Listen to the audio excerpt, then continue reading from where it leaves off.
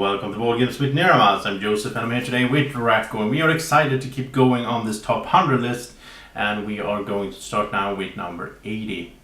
So let's just dive straight into it. There's no time to waste here, and number 80 is a game called Colt Express. Colt Express is a fun little sort of gateway stylish game. There's some tactics, but mostly it's just fun, and it's one of those crazy games where you program your moves. So you have this actual 3D cardboard train on the board. You are outlaws in the Western sort of theme. You're going to rob the train, so you're jumping on the train basically thematically, and you start moving around it, and you're going to punch each other, you can shoot each other, you can take loot, you have this sheriff moving around, so you can control the sheriff as well and trying to make him go in and hit the other players. Because when you get hit, you get a bullet into your card. It's sort of almost like a deck builder in a way, where you have this deck of cards that decides what you get to do. But if you take bullets, they go into your deck and they are just worthless. They just take up space in your deck. So each time it's your turn, you're going to put out a card into a common deck, like on top of the deck with your action. And you can climb, you can run, you can shoot, you can punch, you can loot. And then you put the card there, and then the next player puts it there, and then at some point during the game, the train is going to be in a tunnel, so it's going to be dark, so nobody knows what you're doing, so you put it face down.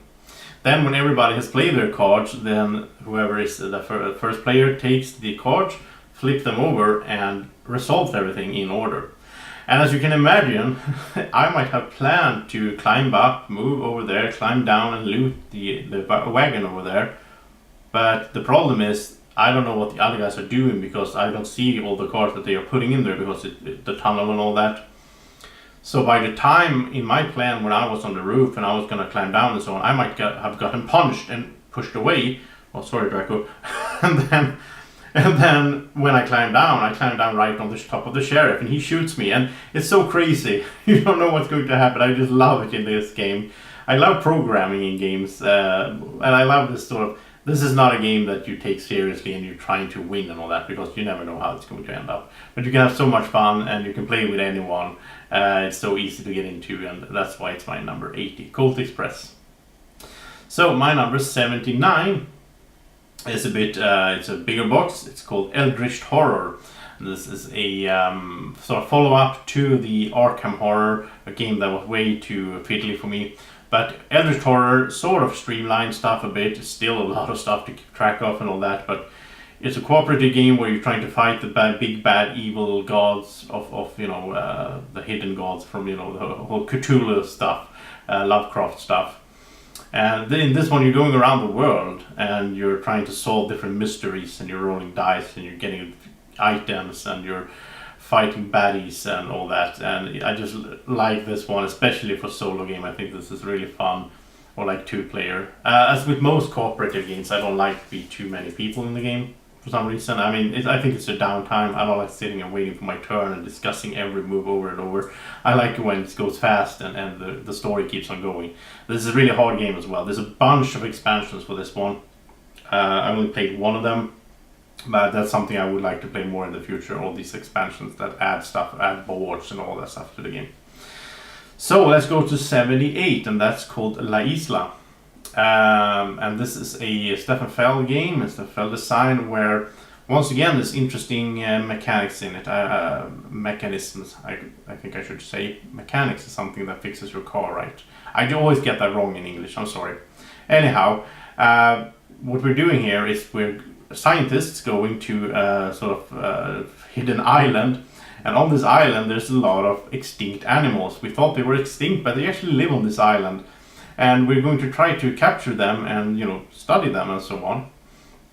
And to do that, you play cards. So each on your turn you get 3 cards, and you're going to, these cards are multi-use, once again something I love in games, and so they can be used 3 different ways, and you have to decide. You're going to have 3 cards. You're going to put one on A slot, one on B, and one on D slot.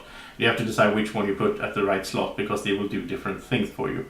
And on the C slot, when we get to the C, we will actually place a scientist on the board using cubes to pay for him to move out there and capture those animals, which will give us points. But we can also raise the value of different animals, and we can also get the special abilities, a bunch of different special abilities, which makes this game really cool. And so, yeah, I really like this one. It's a bit different from Feld's other designs, but I really like it. It's called La Isla, and that's also my number 78. My number 77 is once again a Stefan Feld game, and this one I did a run through for. It's called Castles of Burgundy, the card game, and you can check out the run through there.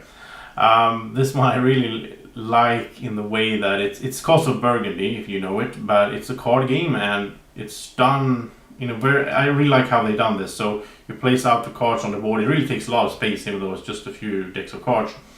But then you build your kingdoms, sort of, or your castles up, or your sort of area in Burgundy, and it's a bit different. There's a few differences from the main game, which can be a bit confusing if you play both of them, but I like the card game and I let it have its own slot. I can say that Castle of Burgundy comes later on. But Castle of Burgundy, the card game, I wanted to have it on slots because it is its own game, even though it's built on the same thing. There's no dice and so on, so you use cards instead with numbers from 1 to 6, so that's sort of the dice. And once again, multi-use cards. So that's my number 77, and 76 is a game called Orleans. Orleans is a bag building game, so in this game you have these little chits, little tokens of different workers, basically, like priests and whatever they are, fishermen and all that. And you have this bag, and as you draw from your bag, you get a few of them. You maybe get like, oh, I got a knight and a fisherman, and the combination of these can do different actions, and these actions can bring you more workers that you put in the bag, and then you keep drawing. So I really like the system. It's like a deck builder, but it's a bag builder where you put in the bag and then you draw from the bag. And at the same time, you're trying to scream up some different tracks. You have this like a research or university track, which will get you points and benefits. You also have a map of Orleans and France, where you're trying to go to different cities, and on the way and so on you will pick up these benefits, and you can build outposts or like buildings, I don't know what they're called, at the cities, and that will also get you points at the end of the game. The different strategies to chase after, and there's events happening every round that can affect how you play and what happens and so on. A really lovely game, Orleans. And I would also mention here that this was on my top 50 last year on 46, but it's dropped down a little bit to 76. You can check out the video for it there as well. I made a video of it together with Keith. So that's Orleans, and my number 75 is a game called Power Grid. Power Grid is a sort of like present time or sort of where you're trying to build a network of providing energy for Germany. In the base game it's Germany or America, and you're building up these cities and power plants, and you're trying to you need to fuel the power plants with like coal or what's it called, like you can have like nuclear stuff even to get the power out to the power up your city or your part of the city. And then you're trying to compete in who can do this the best and get the most points. And it's really nice with like 4 or 5 players. There's auctions every round to get the new power plants that comes out. It's really fun there's a lot of math in this game. You have to calculate how much can I put in on the auction, because I need money to buy the actual fuel for the power plants, and then I need money to expand and build new power plants and new houses in the city. And there's a bunch of expansions for this. There's like different countries. I used to have this one with China, where it was like set economy, so you knew every power plant came out in order, so you knew what power plants were going to come, which affected the strategy a lot. I just sold this one because you can't have too many games basically, but I like it. It's on my, what is it? It's 75 on my top 100, so it's a really nice game. And check that one out, Power Grid. Then 74 is a heavy game as well called Colonists, and this is came out a few years ago. It's sort of a building like always, building you have a little player board where you're building up different buildings, and while doing that you can also hire different like workers to work in those buildings to produce stuff for you. The really interesting thing is you have like a common board that is made up of tiles, the hexagons, that keeps expanding. And on that you move a little pawn, and by moving it you do different actions. But you can't just move it any way you want. You have to move it in certain restrictions, and therefore you have to do actions in a certain order to keep building up your stuff. And the interesting thing about this game that makes it a bit different from most of Euro games is that it's played over 4 phases, or like 4 years, or whatever it's called.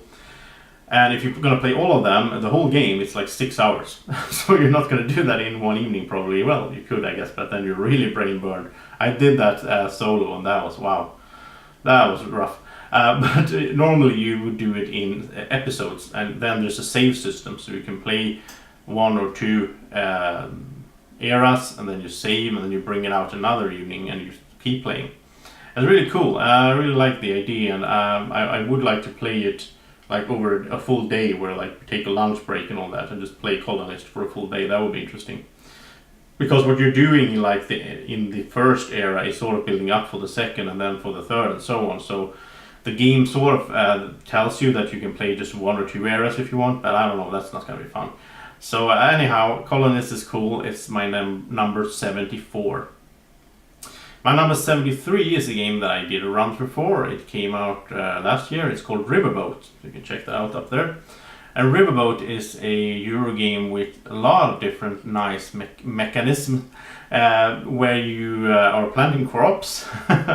Like this, yeah, you're planting crops, and then you harvest the crops, and then you ship them off on riverboats. And what's really nice about this game, it's really, for me, I like it. It's so set in phases, so it's really like we do this, then we do that, then we do that. I like that for some reason. Maybe, I don't know, it's my brain that likes that. And you have to plan it out so that you grow the right type of crops to fit your needs, to then harvest them to get some bonus tiles and all that. And then you what's really fun about this one is that you don't just get score for doing stuff. You have to actually actively score your stuff that you're putting out. Let's say I put out this little well on my potatoes, and it will score 1 point for each potato that it's touching, so you'll make this grade of a lot of potatoes, right? But then I have to send out a surveyor with a green meeple to go there and score it, and that's like the end of that round when you play for 5 rounds.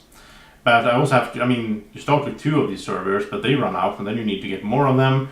There's a lot of planning involved, and I really like how you actively affect the whole scoring thing yourself. I like that in that game. You don't just do stuff and you get a lot of score. It's not a point salad game, which I like some point salad games. Anyhow, they're coming later on. But yeah, that's my number 73, Riverboat. Check it out if you haven't. My number 72 is a game that I have to say it's really hard to compare these games. How this game is called No Thanks. It's played in like 5-10 minutes, and it's a few cards and a few markers. And to compare this to, I don't know, Eldritch Horror, it's so hard with these lists, but yeah, I had to go with it. So anyhow, No Thanks is a fun little game, a really, really good filler game, I would say. This is a true filler game. It does take 5 to 10, 15 minutes to play. What happens is you try to get as few points as possible. You start with some markers like coins, and those are minus points as well. So when you flip a card, and there's cards from I think 3 to 35, I think it is, and then let's say you get a 22. Then the question comes to me: do I want it? So either I can take it, and that means I have 22 points, which sucks. I don't want to have points at the end of the game. Or I can say no thanks, which means I will have to put one of my markers on it. And then it goes to the next player, and let's say he or she says no thanks, and it keeps going around.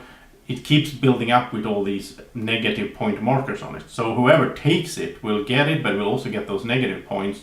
If you're out of negative point markers, then you have to take the card. So you want to save them as well. It's a bit pokerish in its style. Also, what also makes it fun is that if later on number 21 shows up, then I kind of want that one, because if I can combine the 22 with the 21, and my total score is only 21. You only count the lowest in a straight. So these can be as long as you want. So you can have a long straight with a low number at the bottom, and that's your score.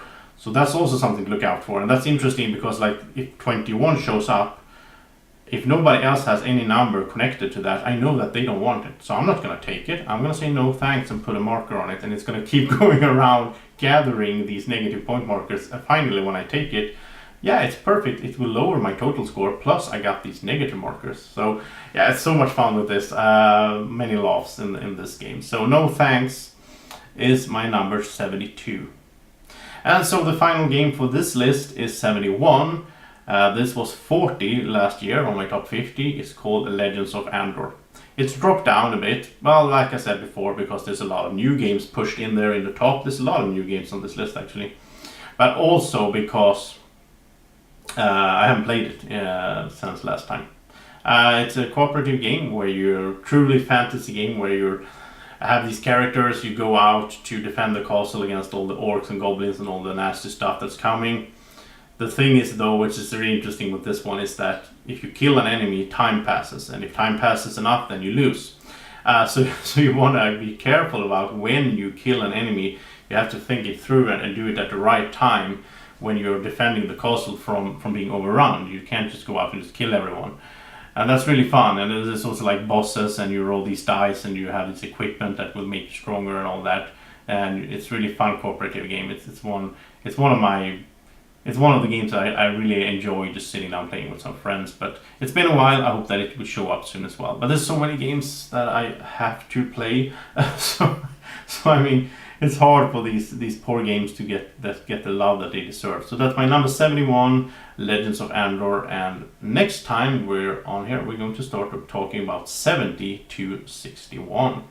So we're getting close to the middle, and there's a lot of good games to talk about here. So I'm excited to do that. I hope you are as well to watch it, and thank you so much for watching. If you want to check out the whole playlist, you can click the link up there to see all of these top 100 games.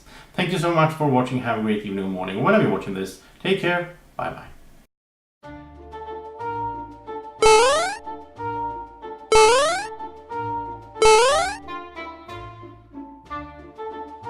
Be like Draco. Follow Board Games with Niramas on Facebook at BGW Niramas.